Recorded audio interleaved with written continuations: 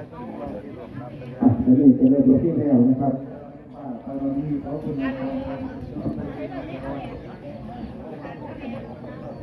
เทเรสมาเทนะมาเทนะนาคเตสัพพังสัพพราทังภวรุโนพันเตเถเรสมาเทนะภวารตเยนักตังสัพพังภวรุโนพันเตเถเรสมาเทนะภวารตเยนักตังสัพพังสัพพราทังภวรุโนพันเตด้วยเหตุด้วยบุญด้วยคุณมหาศาลวันนี้เทพไทยเทวาฟ้าดินเจดีย์เจ้าวัดเจ้าวาวันนี้จากพุทธาพิเศษแก้วรัตนะด้วยน้ำแก้วรัตนะด้วยน้ำแก้วรัตนะมหามงคลขอให้ท่านเจริญพลังแห่งธรรมะอันศักดิ์สิทธิ์แห่งรถพระธรรมด้วยศีลด้วยธรรมภาวนาแสนศักดิ์สิทธิ์ภาวนาแสนศักดิ์สิทธิ์ให้เจริญอายุวันนะอำนาจพระรัตนตรัยในพุทธศาสนาให้ยืนยงคงที่บารมียืนนานตลอดกาลด้วยเถิดสาธุยังโตโพธิยาโมเลตาตยะตังนังเทวาตโนเอวังตวังวิจโยโมหิจยาสุจยามะปะเลอปราชิตปัลลังเก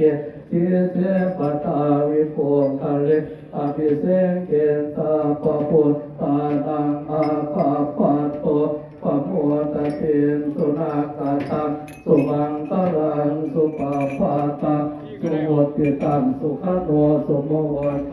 กัสเยตังธรรมจารีสุปะกะกินังกายกรรมังวาจากรรมังปะราคินังปะราคินังมโนกรรมังปะเนติเตปะราคินาปะราคินานิกาตวานาลภาตเถปะราคิเน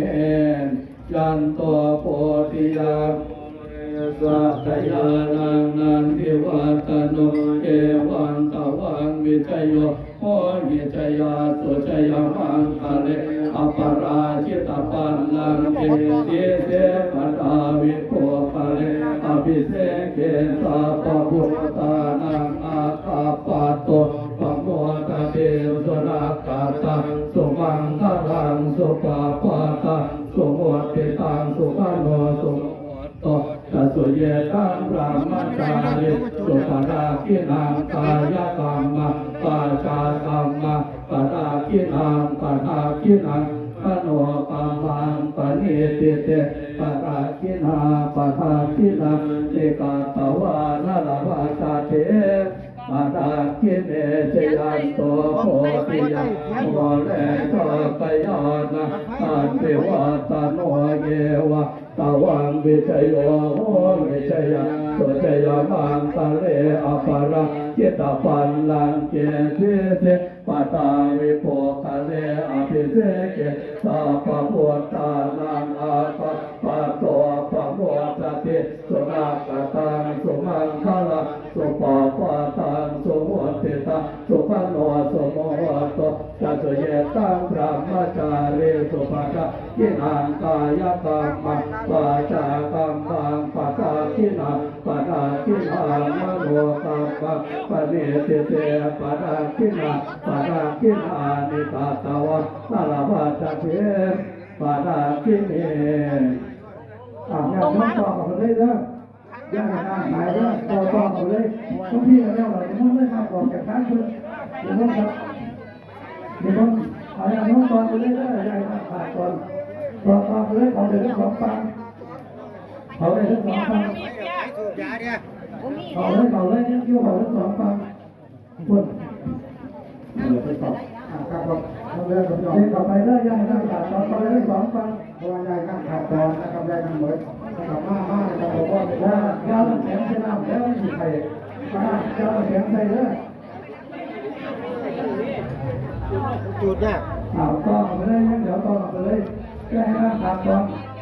ต่อไปเลยสองฟังเลย เที่ยงนะครับก็จะขึ้นไปได้ครับนะครับก็ให้ออกยุด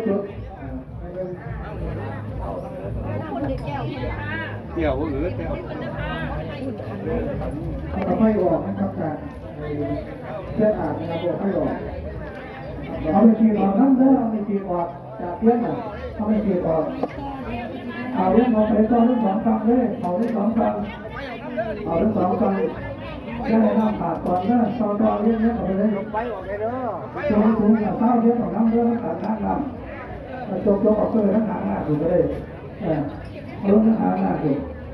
เอาเจ้าต่อไปเลยต่อไปเรื่อยๆได้น้ำขาดก่อนทั้งสองฟังเนี่ยต่อไปเลยต่อไปเรื่อยๆเลยไม่ต้องหากันได้น้ำขาดก่อน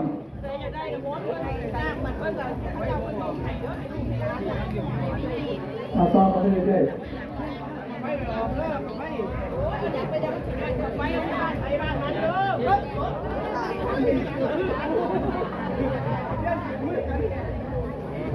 ถอดรองเท้าออกน้ำเด้อรถตัวกันถอดรองเท้าออกน้ำนายกถอดรองเท้าออกน้ำนะทีนั้นเขาทั้งสองฟังแล้วเขาทั้งสองฟังได้น้ำขาดก่อนเอาเลยได้น้ำขาดก่อนเพิ่มเรื่อยนะครับ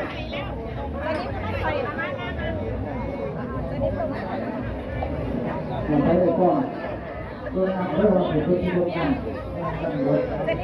ย่อมต่อพระเจ้าพระย่อยนะครับประกาศเป็นบุญเป็นกุศลนะครับของท่านผู้หรือว่าเป็นเข้านะครับหมู่ร่วมได้ด้วยนะครับทำยศนะครับเป็นบุญการโทษนะครับที่ว่าเป็นเกียรติเป็นสักดิ์ศรีของพี่น้องนะครับอยู่บนข้างพระบ้านนะครับที่ไหนอยู่พระบ้านเหมือนอย่างข้าวข้าวเดียวพระบ้านด้วยนะครับต้นขุนโดนนะครับแล้วเสร็จงานบ่ายโมงคนมาหลายแล้วกับทางใต้เร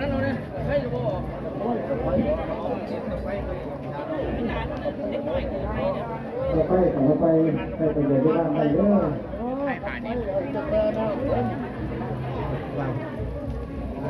ใส่บ่เลยกับแฟนเรานะครับบ่เหลวใส่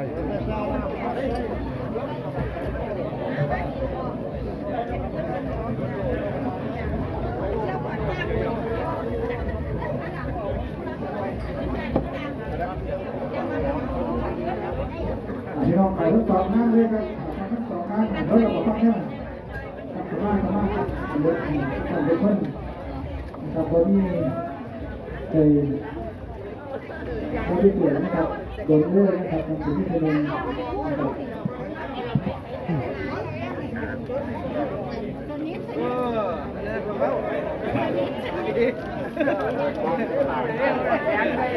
คุณเขาไม่เรียกเรื่องความอะไรเรื่องแข็งเรื่องเรื่องเอามาเป็นการแข็งแข็งเลยเดี๋ยวมันจะถือเลย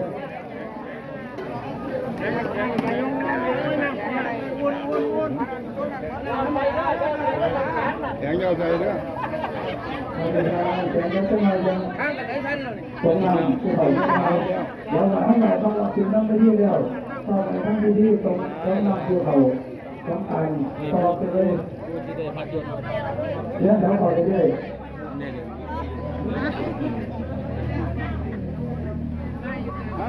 เห็นมาเท่านั้นเลยครับทำให้คนเราเท่องเลยเห็นมาเท่านั้นไปกับพ่อทำให้คนเราเท่องเลยนะคนนี้คนสองคนแล้วช่วงนี้พอเริ่มหนาวไม่ต่างกันคนเริ่มหนาวแล้วนั่นเลยแค่ทำขาดสอนเราเท่เลยเท่เลยทำการคั่วเป็นคั่วมือวางมากออกมาเรื่องหนาวแล้วเลยเรื่องนี้เลยยังทำขาดสอนเรื่องม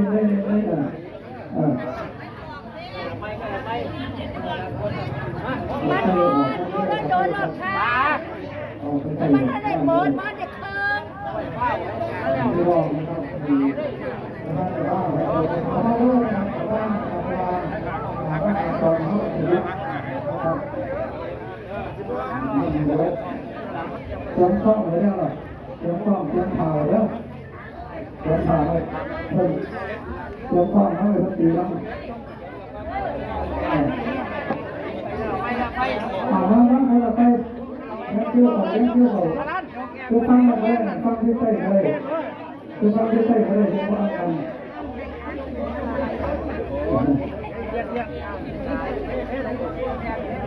เป็นทั้งสองฟังเลยฟังที่ใต้มาคนละทั้งยกลงเลยนะลงเยอะเลยลงเยอะเลยไอ้เราตัดเสื้อเอามาทิ้งอ่ะเขาตัดเลย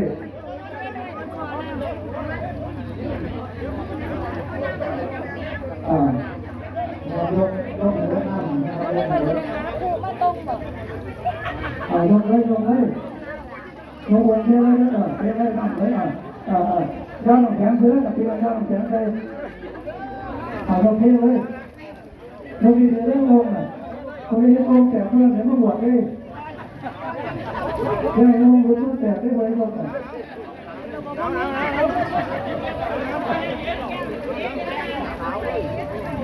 วันน้าดอกมันอ่อน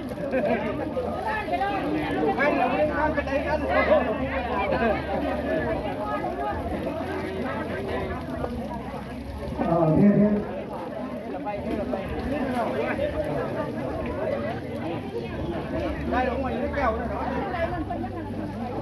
ใช่หรือว่าลุงใช่หรือเปล่าเอาไปกันเนี้ย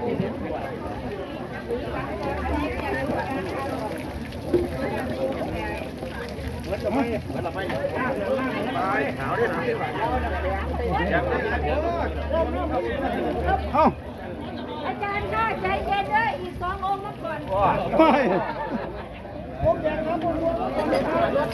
พี่น้องต้มกันนะครับที่แรกที่เกิดนะครับโดยเป็นตัวผู้แล้วนะครับเพิ่มกับการให้ท่อนให้สลานะครับท่อนแล้วนะครับพระอาจารย์มาทดสอบคนของพวกแกนะครับขอพรของพวกแกเด้อนะครับจะเฝ้าจับเด้อนะครับเป็นอะไรเพื่อนั่งขึ้นขึ้นนะครับขอบคุณครับนะครับขอให้ท่านท่าน